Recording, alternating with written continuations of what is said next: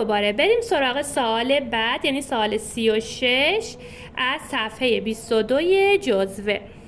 خب در قسمت‌های قبلی، در سوال‌های قبلی ما رادیکال رو فقط روی محور نشون دادیم، ولی اینجا غیر از رادیکال ما عددی هم در پشت رادیکال داریم. همیشه این عدده به ما نقطه شروع رو نشون میده و این علامت جهت رو به ما نشون میده. اگه مثبت باشه به سمت راست و اگه منفی باشه به سمت چپ. برای رادیکال 2 هم که مثل قبل عمل میکنیم. پس بریم اول تکلیف رادیکال 2 رو روشن کنیم. رادیکال 2 بین کدوم دوتا مربع کامل قرار داره؟ بین 1 و 4. جذر 1 میشه 1 و جذر 4 میشه 2. پس رادیکال 2 میشه یک عددی بین 1 و 2. خوب دقت کنید، رادیکال 2 عددی میشه بین 1 و 2، ولی این عبارت رو ما میخوایم هنوز روی محور نشون بدیم. خب پس می نویسم رادیکال 2 جذر کمتر رو براش در نظر میگیرم که این میشه همون طول مثلث من. همین رو ضرب در خودش میکنم. 1 ضرب در 1 میشه 1. اینو از عدد زیر رادیکال کم میکنم. 2 منهای 1 میشه 1 و این میشه تعداد مثلثات من. نقطه شروع میخوام رسمش کنم، پس به نقطه شروع خودم نگاه میکنم. نقطه شروع من 1 هستش، یعنی من باید از این قسمت شروع کنم. از 1 شروع میکنم. به کدوم سمت برم؟ چون مثبته به سمت راست میرم. چقدر برم به راست؟ به طولم نگاه میکنم. 1 واحد میرم به سمت راست.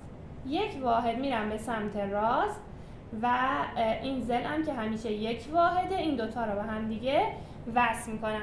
آیا لازم هست مثلث دیگه ای بکشم؟ چون تعداد مثلثات من 1 هست، پس دیگه نیازی نیست مثلث دیگه ای بکشم. دوباره پرگارم رو به اندازه این قسمت باز میکنم. نوک پرگارم رو میذارم اینجا و کمان میزنم. این نقطه میشه 1 به علاوه رادیکال 2.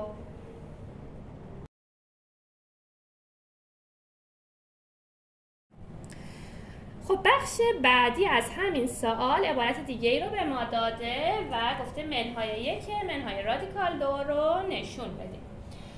دوباره این عدد میشه همون نقطه شروع ما و علامتمون منفی هست، یعنی باید به سمت چپ حرکت کنیم. رادیکال 2 رو هم مثل قبل نشون میدیم. خب رادیکال 2 رو من سریع بگم. بین کدوم دو تا مربع قرار داره؟ بین رادیکال 1 و رادیکال 4 قرار داره. جذر رادیکال 1 4 هم میشه 2. پس رادیکال 2 با جذر کمتر رو در نظر میگیریم، یعنی 1 که این 1 میشه طول ما. 1 رو ضرب در خودش میکنم. 1 ضرب در 1 میشه 1 و اون رو از عدد زیر رادیکال کم میکنم. 2 منهای 1 میشه 1 که این میشه تعداد مثلثات ما. نقطه شروع من منهای 1. از منهای 1 باید شروع کنم. به کدوم سمت برم؟ چون منفیه باید به سمت چپ حرکت کنم. چقدر برم چپ؟ طولم رو نگاه میکنم. 1 واحد برم چپ. حالا از اینجا باید یه ضلع بکشم به سمت بالا. حواستون باشه وقتی به سمت چپ میایین از همون نقطه‌ای که رسیدین بهش برید بالا.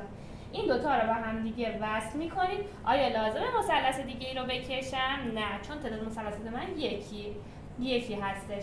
دوباره پرگارم رو به اندازه این قسمت باز میکنم. نوک پرگارم رو میذارم اینجا و کمان میزنم که منهای 1 منهای رادیکال 2 میشه این نقطه.